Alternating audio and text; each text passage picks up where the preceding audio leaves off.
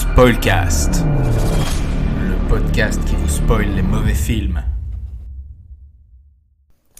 Salut, c'est Corentin, bienvenue pour cette deuxième saison du Spoilcast. Les fans de la première heure commencent à connaître le concept, mais pour celles et ceux qui nous rejoignent, petit rappel, je vais voir des films à leur sortie, et s'ils sont nuls, je vous raconte l'intégralité du scénario pour vous épargner.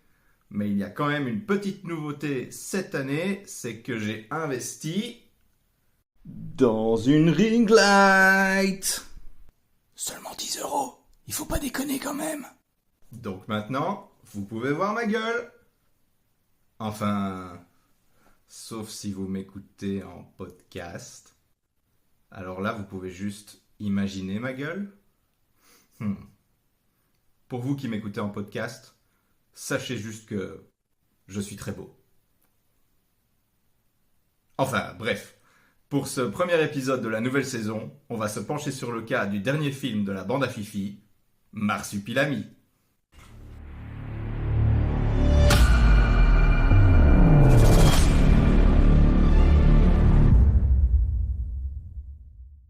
Marsupilami, pathétique comédie très librement et maladroitement adaptée du personnage créé par André Franquin, est réalisé par Philippe Lachaud. C'est une coproduction Pathé, TF1 et Artemis. Le directeur photo est Pierrick Gentelmy-Dill, qui a filmé tout un tas d'autres bouses françaises. Et la musique originale, lâchement plagiée sur certains thèmes d'autres grands films cultes tels que Les Goonies, a été composée par Maxime Depré et Michael Torgman. La bande à Fifi compose l'ensemble du casting, additionné d'un Jamel Debbouze tout plat et d'un Alban Ivanov hystérique. Il y a aussi quelques invités venus prendre leur cachet de films de merde, comme Jean Reno, Gérard Jugnot et Didier Bourdon. Ça, c'est pour la fiche technique du film. Maintenant, on passe au spoil. Vous êtes prévenus.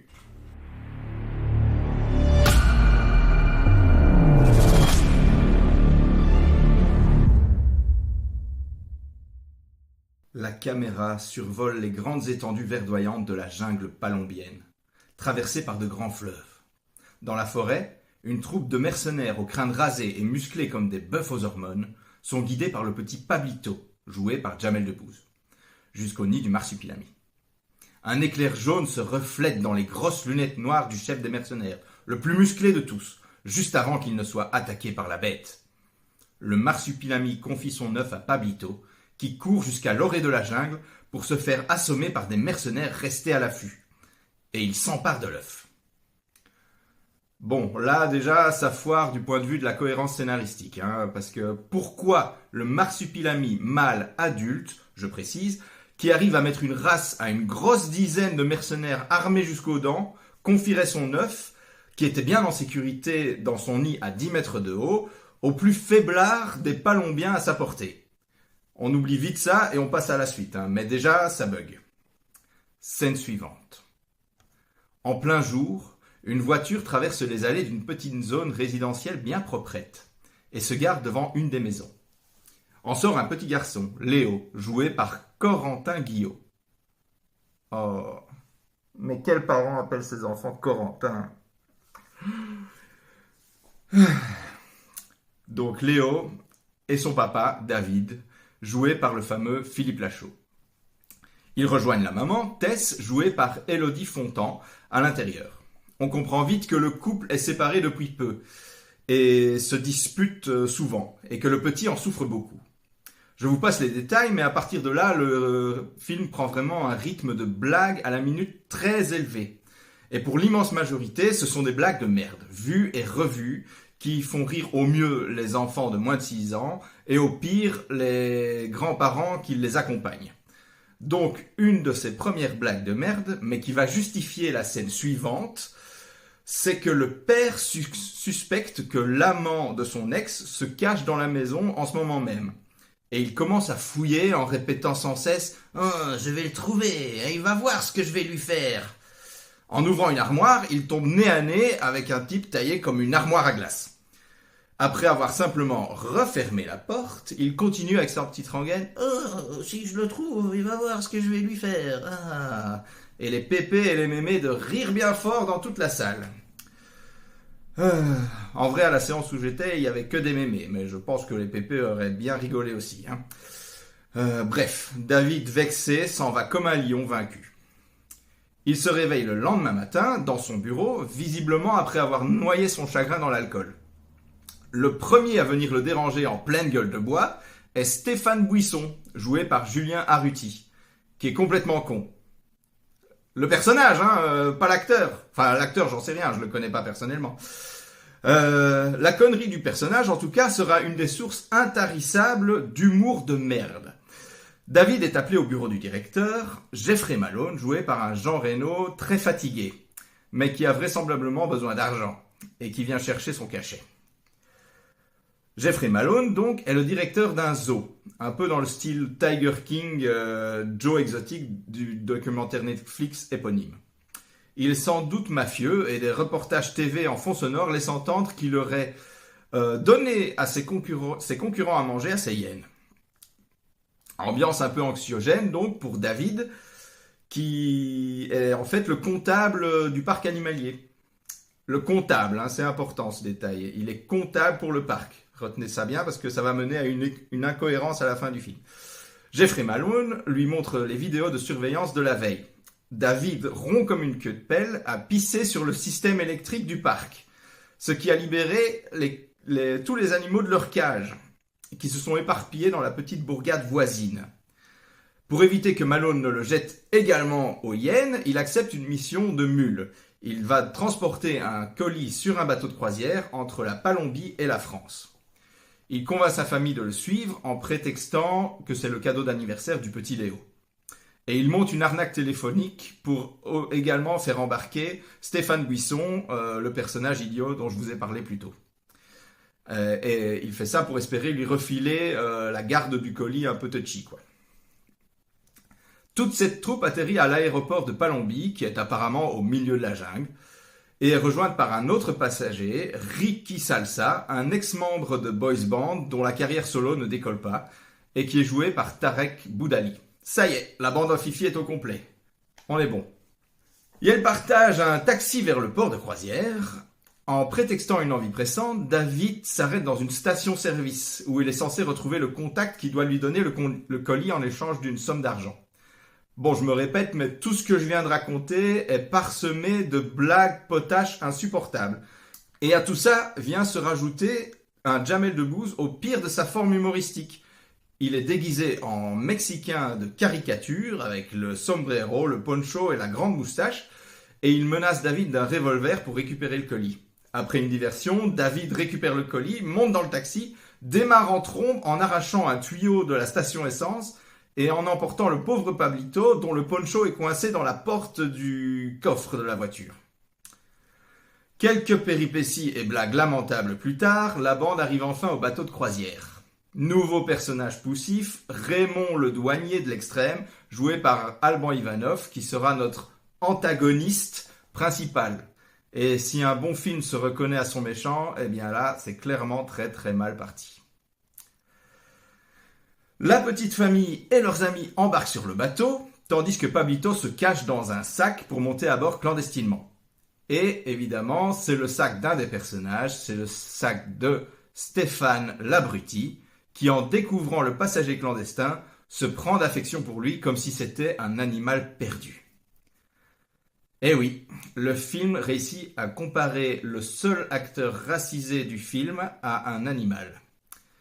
Alors au mieux, c'est super maladroit, ou au pire, c'est pour surfer sur cette vieille vague d'humour raciste, comme dans les films Qu'est-ce qu'on a fait au bon Dieu. Dans les deux cas, c'est ultra tiré en longueur pendant tout le film, et c'est pas drôle. J'ai un peu oublié les détails du milieu de film, mais en gros, l'œuf est clos, la bande découvre le bébé marsupilami, et suit une série de scènes où à la fois tout ce petit monde essaye d'échapper à la vigilance de Raymond le douanier, et aussi où la famille se rapproche grâce à la présence du marsupilami qui rassure et amuse le petit Léo. Le tout toujours saupoudré de blagues de merde, Oui, j'insiste sur ce point. David fomente un plan pour à la fois remplir sa mission de mule et ne pas passer pour un parfait connard aux yeux de son fils. Pablito doit donner des somnifères au bébé marsupilami et le kidnapper pour passer comme le méchant. David lui volera en dernière minute pour le remettre à Malone. Évidemment, quiproquo avec les pilules. Pablito donne du Viagra, ce qui rigidifie la queue du marsupilami. Ha ha ha ha ha. Bite, couille, nichon, c'est très très très rigolo. Stéphane Labruti a quand même réussi à faire une vidéo sur les réseaux sociaux avec le marsupilami, ce qui rameute la troupe de mercenaires du début, qui réalise qu'elle s'est fait arnaquer, parce qu'elle l'a vendu seulement 10 000 euros et en fait il en vaut 1 million. On passe sur le fait que les mercenaires arrivent à attraper un bateau de croisière qui est déjà parti depuis 1 semaine sur un bateau gonflable en moins de quelques heures. Une fois arrivés sur la croisière, les mercenaires prennent en otage les passagers pour les interroger sur la présence du marsupilami à bord.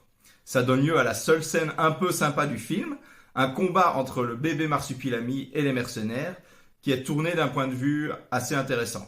Enfin, j'en dis pas plus, comme ça, si jamais vous voyez le film, vous ne serez pas spoilé pour la seule bonne scène. Les gentils croient avoir gagné, mais Raymond le douanier surgit de nulle part, et avec un pistolet tranquillisant, et emporte le marsupilami qu'il va vendre à Jeffrey Malone.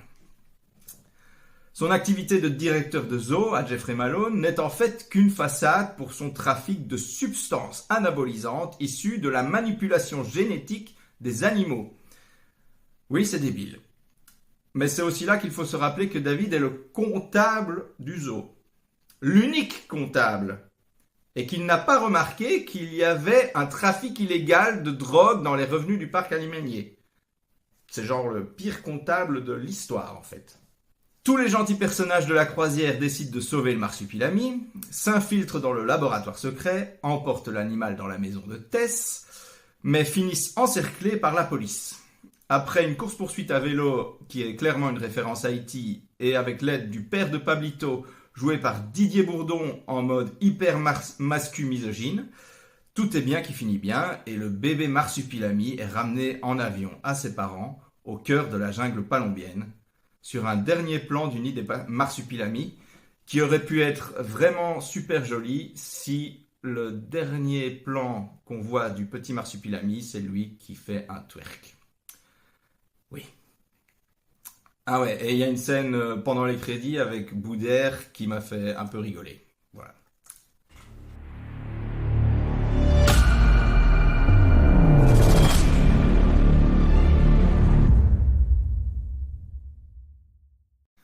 Bon, vous l'aurez compris, ce film est un bon gros navet.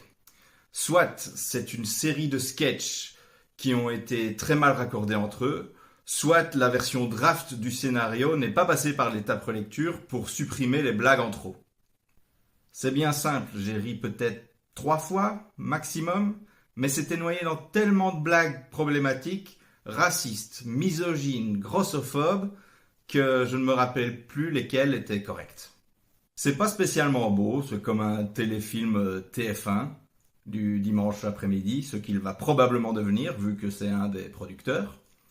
On commence à comprendre que la bande à Fifi, en fait, ils savent rien jouer d'autre et ça commence sérieusement à lasser. Ce film vient simplement s'ajouter à la longue série des adaptations de BD ratées comme Spirou et Fantasio ou encore Gaston Lagaffe. Si vous voulez voir ou revoir de bonnes comédies françaises, je vous conseille plutôt Papa ou Maman avec Laurent Lafitte de la Comédie Française et Marina Foïs. Ça, c'est pour le côté rivalité entre parents divorcés. Ou pour le côté adaptation de BD, je vous reconseille évidemment le très bon Astérix et Cléopâtre d'Alain Chabat qui reste un exemple en la matière. Voilà, c'était Corentin pour la critique spoil du dernier film de la bande à Fifi, Marsupilami. N'hésitez pas à commenter, liker, partager la vidéo et à bientôt j'espère pour un autre épisode du Spoilcast.